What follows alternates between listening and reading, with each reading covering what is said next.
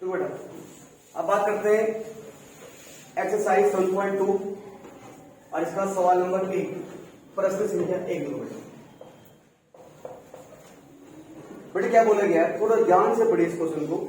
इसमें ये बोला गया बेटा कि obtain the coordinate of the point which divides the join of -1,7 and 4,-3 in the ratio 2:3। आपके बुक में ये क्वेश्चन है ना। अब तो होता क्या है यार, अगर हम अब हमें सर कैसे पता लगे, एग्जाम में सवाल आता है कि यहाँ पर सेक्शन फॉर्मूला लगना है या डिस्टेंस फॉर्मूला लगना है। पहली बात तो यहाँ पर डिस्टेंस निकालने को बोल नहीं रहा, यहाँ पर 2:3 बोल रहा है वो, यानी वो सेक्शन फॉर्मूला की बात कर रहा हो। अब यहां पर मैं एक चीज बोल रहा हूं, वो obtain the coordinate of the point, यानी कि उस पॉइंट के कोऑर्डिनेट निकालो, हिंदी में उस बिंदु के निर्देशांक निकालो जो कि डिवाइड करता है, जो कि बांटता है। और किसको बांटता है? Join of -1,7 and 4,-3। यानी कि इसका बोलने का मतलब है कि -1,7 एंड 4,-3 इनको जोड़ने के बाद जो लाइन बनेगा उसको कोई एक पॉइंट डिवाइड कर रहा है। अब वो किस रेशियो में डिवाइड कर रहा है ये भी दिया हुआ है, 2:3।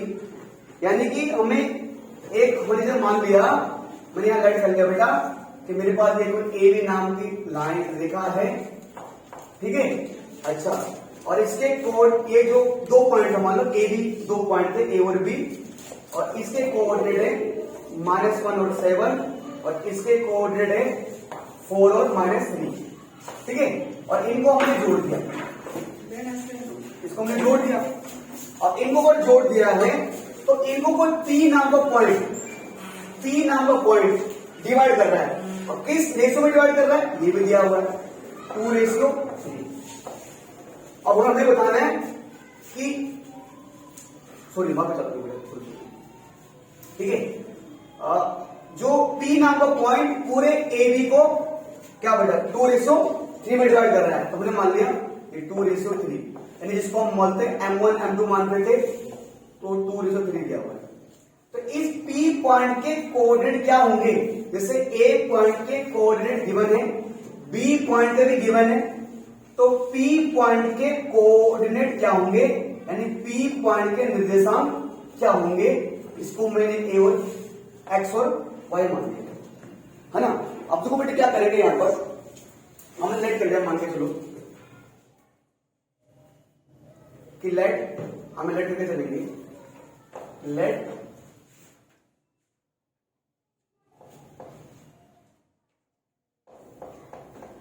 पॉइंट P और जिसके कोऑर्डिनेट x1 मान लिया, let point P x1 y, है ना। Point P dividing the line AB, हमने मान लिया कि जो P पॉइंट है वो AB को डिवाइड कर रहा है, और उसके कोऑर्डिनेट हमने अंदर XY लिख दिए, है ना। तो यहां पर जो हमें गिवन है AP रेशियो PB वो दिया हुआ है 2:3। यानी कि आप समझ चुके हो, ये आपका M1 या आपका M2, आप ऐसे लिख सकते हो, कोई दिक्कत नहीं, है ना। ये हमारा X1, ये हमारा Y1, ये हमारा X2, ये हमारा Y2, ये X और Y, इसकी वैल्यू निकालनी है। आप यहां पर सबसे पहले लिख देंगे कि बाय यूजिंग सेक्शन फॉर्मूला,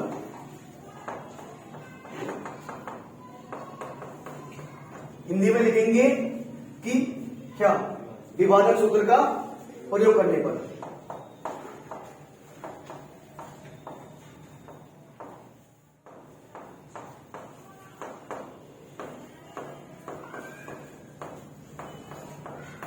अब सर, है ना। अब देखो प्यारे बच्चों, आप सेक्शन फॉर्मूला जानते हैं क्या होता है, ठीक है sir. x x1 m2 plus x2 m1 upon में m1 प्लस m2, ठीक है। सिमिलरली आप फॉर्मूला कैसे लिख सकते हो, y के लिए, ठीक है sir. y1 m2 plus y2 m1 upon में M1 प्लस M2। आप ऐसे कर सकते हैं, ठीक है। और इसको वही करता था एक्स निकालना में, ठीक है सर।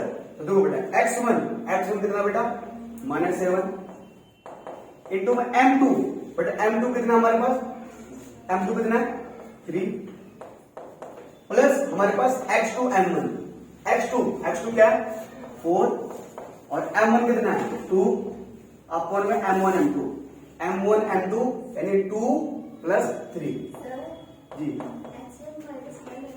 हाँ जी x1 -1 है, बिल्कुल 1 -1 है, ठीक है।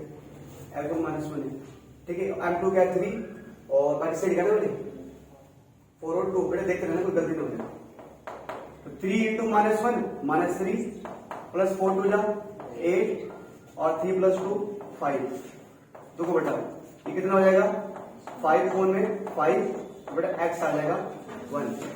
सेम यहाँ पर अगर y वाले पार्ट को सोल्व करें तो y वाला जो पार्ट मेरे पास है, बट आप देख पा रहे हैं हमारे पास कि y1 M2, ठीक है। y1 बेटा क्या बेटा हमारे पास 7 इंटू में M2 क्या बेटा हमारे पास 3 और उसके बाद बेटा y2 कितना हमारे पास -3 और M1 कितना है 2 अपॉन में M1 प्लस M2 यानी 2 प्लस 3। देखो बेटा 7 3 जा 21 प्लस माइनस 3 2 जा 6 3 प्लस 2 5, बट कितना आएगा 15 अपॉन में 5 3 जा 15।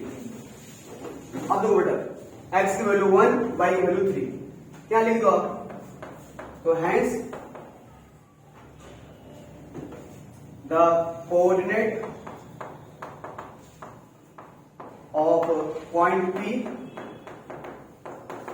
है ना, P पॉइंट मान लो इसको, ये आ गया 1,3।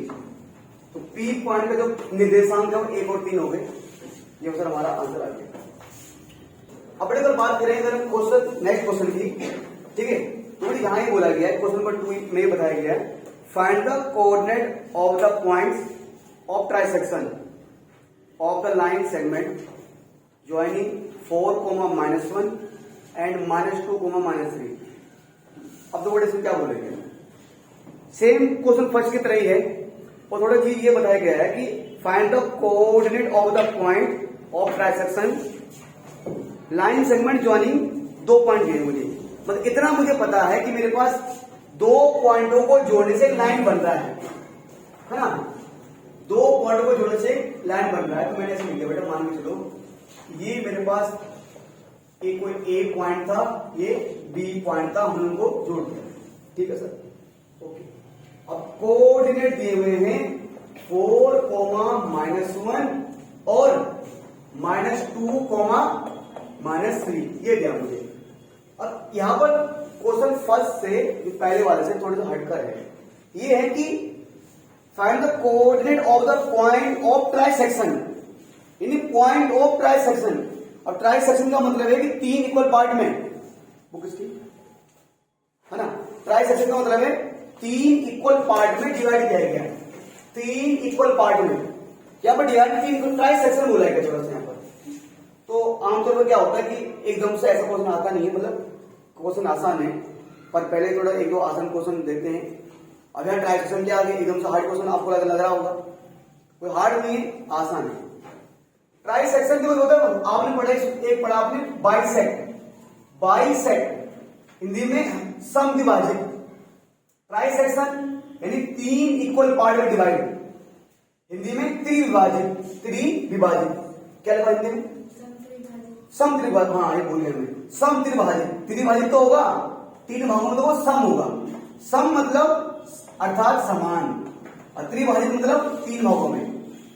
आप वो पढ़ते ना समास वगैरह, नीलकंठ, इसका नीला है कंठ, है ना, दशानन, जो भी पढ़ता हो कई चीजें ये। तो हिंदी में आपको क्लियर मीनिंग दिखेगा, पर हिंदी में आप लोगों को कहां आती है, आप बोलते हो सम त्रिभाजित, सम का मतलब पता नहीं क्या है, तो थोड़ा सा देखिए बेटा। तो त्रिभाजित हमने मान लिया।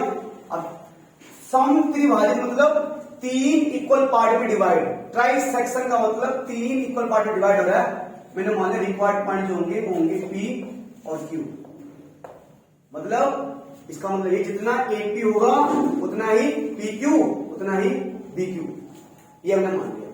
ठीक है, तो हमने मान लिया कि sir late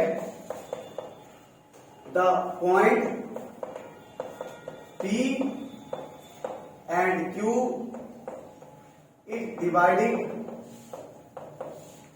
AB into 3 equal part।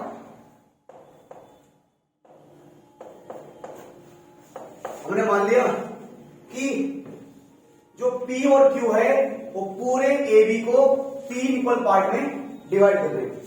ठीक है, चलिए सर अब बट एक से देखिए, अब क्वेश्चन को ना अब समझ नहीं आता यार क्या करें। यहाँ तो अभी तो आपने बस 3 फॉर्मूले बताए थे, तो यहाँ तो सर हमें रेशियो भी नहीं दिया, न किसी के हमें कोऑर्डिनेट दिए हुए हैं, क्या दिक्कत आ जाएगा यहाँ पर। अब देखो जब इस तरह क्वेश्चन है ना, उसे एक काम करो, उसे तोड़ दो, आप सवाल को ही तोड़ दो। सवाल कैसे तोड़ दो, आप ऐसे करो कि ये लाइन लिखो, सर लाइन लिखिए। ठीक है, ये मान लो ए हो गया, ये 3 हो गया। ठीक है, ए के जो कोऑर्डिनेट मैंने लिख दिए 4 और -3, और जो बी के कोऑर्डिनेट है उन्हें तो -2 और -3। अब एक काम करो, आप किसी एक पॉइंट को भूल जाओ 2 मिनट के लिए। मान लो मैं क्यू को भूल गया, क्यू है ही नहीं, पी तो अपनी जगह है ना, पी तो बेचारा यहीं पर है जहां पर था। 2 मिनट क्यू को भूल जाओ। आपको ये पता है कि पी और क्यू तीनों को इक्वल पार्ट में डिवाइड करना है, इसका मतलब है 1:1:1। मतलब इन सब का रेशियो क्या होगा, एक तो होगा। और जब ऐसे करते हैं हम, मतलब ए बी था, मैंने कहा पी पूरे ए बी को 2 इक्वल पार्ट में डिवाइड करता, तो आप बोलते 1:1। यानी कि इसका मतलब ये है कि इस पार्ट का रेशियो होगा वो 1:1:1 होगा। अब देखो ए पी कितना है, 1 है, मतलब 1:1।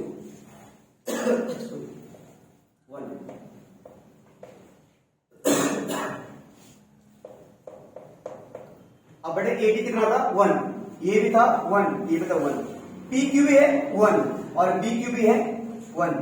अगर मैं आपसे पूछूं कि बी से लेकर क्यू, पी से लेकर बी तक कितना होगा, 2 रेशियो होगा। अगर मैं रेशियो की बात करूं, इसका रेशियो 1, इसका रेशियो 1, इसका रेशियो 1। अगर मैं आपको ओनली ए बी का पूछूं, ओनली 1 रेशियो। अब पूरे पी बी का पूछ लूं, कितना आ जाएगा, 2 आ जाएगा भाई, 2 तो आएगा। कितना आएगा बेटा, 2 तो आएगा हमारा। अब देखो बेटा, अगर हम क्या मान के चले, हम देख रहे हैं ये भी 1 रेशियो, ये भी 1, ये भी 1, ए पी की वैल्यू 1 है। अब पूरे जो पी से लेकर बी का रेशियो अगर देखा जाए 1 ये 1 ये, 1 + 1 2 रेशियो आ गया, रेशियो में आएगा, ये आ जाएगा हमारा। यानी कि इसका मतलब ये है, यहां पर हम समझ सकते हैं थोड़ा सा, कि जो पी पॉइंट है, अगर पी पॉइंट पूरे ए बी को 1:2 में डिवाइड करना है, और जो पी पॉइंट का कोऑर्डिनेट है, तो मैंने क्या मान लिया, एक्स और वाई मान लिया, तो ऐसे कर लो, let the coordinate of P, और हमने एक्स और वाई मान लिया, है ना। आपको दिख रहा है सर, लिख दो, बाकी आप लिखेंगे बाय यूजिंग सेक्शन फॉर्मूला, है ना। हिंदी वाले बच्चे क्या बोलते हैं, क्या बेटा, विभाजन सूत्र का प्रयोग करने पर। ठीक है, तो देखो बेटा, एक्स बराबर क्या हो जाएगा हमारे पास, है ना। आप कुछ भी लिखो, बस बेटा आपको m1 आगे लिखो, आप x1 बाद में लिखो, कुछ भी लिखो, बस आप लिखो, है ना। m1 तो x2 आएगा, है, और अगर m2 है तो x1 आएगा, अपॉन में m1 m2। ठीक है सर। अगर आप यहाँ लिखते हो y, कुछ भी लिखो बेटा, है ना। आप अगर मैं ऐसे लिख रहा हूँ x1 तो m2, और सॉरी y1 तो m2 प्लस y2 तो m1, अपॉन में m1 प्लस m2। देखिए बेटा, x इक्वल टू m1, ठीक है, m1 यहाँ पर 1 है, और बेटा x2 कितना है पर, है ना, ये x1 ये y1 ये x2 ये y2। ठीक है, x2 कितना है -2, प्लस m2 कितना है 2, x1 कितना है 4, m1 m2 है 1 प्लस 2। तो बेटा कितना आ जाएगा -2 + 1 माइनस का 2, 4 2 जा 8 अपॉन में 3, बट 8 से गया 2 कितना बचेगा 6 अपॉन में 3, बट कितना आ जाएगा 3 2 जा 6, 2 आ गया, x आ गया 2। y बेटा y1 कितना है y1 कितना बेटा हमारे पास -1, बेटा m2 कितना है 2, y2 कितना बेटा -3, बेटा m1 कितना है 1 अपॉन में m1 m2, यानी कि जो हमारा m1 है 1 + 2, m1 m2 1 + 2, ठीक है जी। अच्छा 2 1 जा 2 -2 प्लस माइनस माइनस 3 1 जा 3, 2 + 3 आ जाएगा, क्या आ जाएगा बेटा -5/3। तो ये जो मैंने P पॉइंट बताया था ना, जो P पॉइंट का कोऑर्डिनेट आ चुके हैं वहां चुके हैं। अगर मैं यहां पर बात करूं बेटा इस प्रकार, यानी कि जो P पॉइंट के कोऑर्डिनेट आ चुके हैं, x की वैल्यू 2, y की वैल्यू -5/3। अब यहां पर ना ये हमें P और Q पॉइंट के कोऑर्डिनेट निकालने हैं। P को तो हमने निकाल दी। अब आप सोच रहे होंगे, अब यहां पर बच्चे सोचते हैं कि चलो ये आ गए, तो बच्चे सोचते उसी प्रकार ऐसे हो जाएगा कि अच्छा ये आपका A था, ये आपका B था, ठीक है। तो जिस प्रकार हमने पहली बार क्या किया था, कि हमने जब पहला वाला सवाल सोल्व किया था तो वहां पर ये आपका x1 y1 दिया हुआ था, ये आपका x2 y2 दिया हुआ था। तो पहले वाले पार्ट में सोल्व करने के लिए हमने P को मिस कर दिया, मतलब P को लिखा था तो हम Q को भूल गए थे। तो आप सोचते हैं इस बार क्या करेंगे, इस बार P को भूल जाओ और यहां पर Q को लिख लो, और आप बोलोगे सर ये जो BQ है ना ये 1 है ना, और ये भी 1 ये भी 1, ये पूरा हो जाएगा 2, आप इससे निकाल दो। अब ऐसे भी कर सकते हो आप ऐसे भी कर सकते हो, जिस प्रकार ये नहीं किया ये P के लिए P डिवाइड करेगा पूरे AB को 1:2, तो सेम उसी प्रकार Q डिवाइड कर रहा होगा AB को 2:1 में, तो यहां से आप निकाल सकते हैं। अब ऐसा भी कर सकते हो आप, ये भी ठीक है, ये भी ठीक है, बिल्कुल उसका ये भी ठीक है। अभी हम थोड़ा सा यहां पर आप दिमाग लगाइए, क्योंकि जो आपको हमने इक्वली डिवाइड वाला फॉर्मूला बताया था वो हमने सिर्फ दिखाने के लिए बुलाया, इक्वली डिवाइड वाला फॉर्मूला यूज करने को बुलाया था। यानी अगर मैं सिर्फ P से लेकर B को देखूं, मैं P से लेकर B को देखूं, B पॉइंट के कोऑर्डिनेट मेरे पास है, हाँ है। क्या P पॉइंट के कोऑर्डिनेट मेरे पास है। इसके कोऑर्डिनेट मुझे दिए हुए, इसके भी दिए हुए। Q पॉइंट पूरे PB को डिवाइड कर रहा है, कैसे 1:1। ये तो क्या आ गया, ये आ गया इक्वली डिवाइड वाला आ गया। यानी अगर मैं सिर्फ इतने लाइन को लिखूं, इतने वाले को, ये P है ये B है, और P के कोऑर्डिनेट में क्या निकाला है 10, देखो क्या है 2, -5 3, और B के क्या है -2 -3, और Q को क्या है, लेट कर ले 2 मिनट ऐसे x और y। अब मत बोलना कि आपने x y लेट किया, वो निकल गया, वो गया x y खत्म, उसको हम सोल्व कर चुके हैं, x y मान लिया, ठीक है जी। अब आपको बताना है ये भी 1 था ये भी 1 था, ये 1:1 है ना। आप लिख दो बाय यूजिंग, है ना, सेक्शन फॉर्मूला, सेक्शन फॉर्मूला, ये भी सेक्शन फॉर्मूला ही है जो बता रहा हूं, पर वो है स्पेशल केस वाला, है ना। सबको पता है, टीचर को पता, आपके जो एग्जाम में टीचर है बोर्ड वाले उनको पता है बच्चे ने क्या लिखा है ना। अब आपने फॉर्मूला लिख दिया तो खत्म, x1 + x2 अपॉन में 2,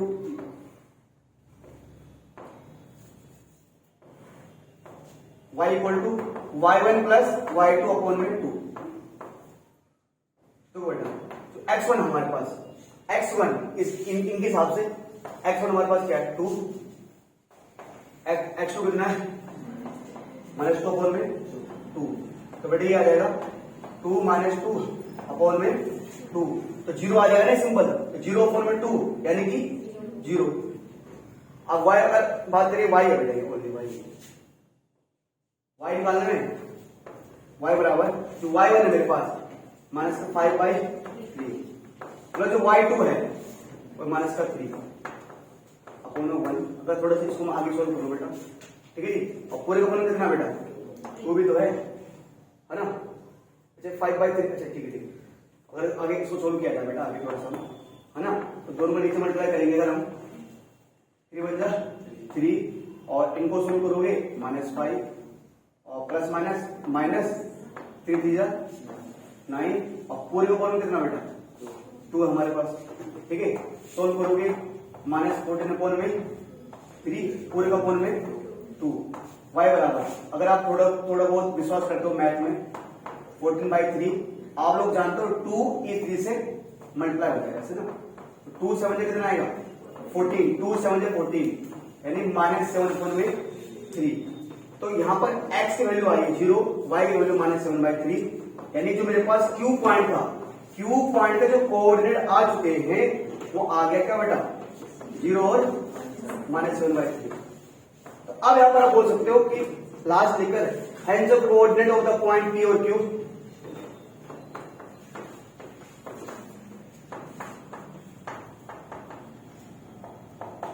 कोऑर्डिनेट ऑफ पॉइंट P, अतः बिंदु P और Q के निर्देशांक इस प्रकार है। जो आपने P के निर्देशांक निकाले थे वो आपने निकाले थे 2 और -5/3, और जो Q पॉइंट बिंदु के निकाले थे वो आपने निकाले 0 और -7/3। यही बेटा यही चीज ना हमें चाहिए थी और यही चीज हमें निकालनी थी, अब वो हमारे पास आ चुका बेटा, ठीक है। ये हमारा क्वेश्चन नंबर 2 था जो आपका हो चुका।